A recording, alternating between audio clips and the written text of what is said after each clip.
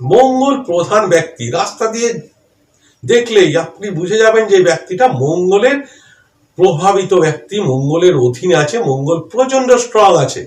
কি সামান্য জিনিস, হাইট।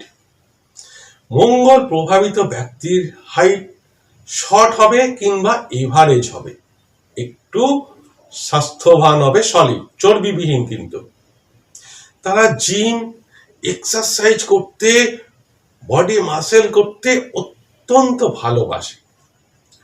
এই মঙ্গল গ্রহ যদি কারোর খারাপ হয়, জানবে সে কিন্তু ভুল জায়গায় রিয়াকশন দেবে, অর্থাৎ তার রাগ, সেই রাগটা কিন্তু সঠিক জায়গায় সঠিকভাবে দেখাতে পারবে না।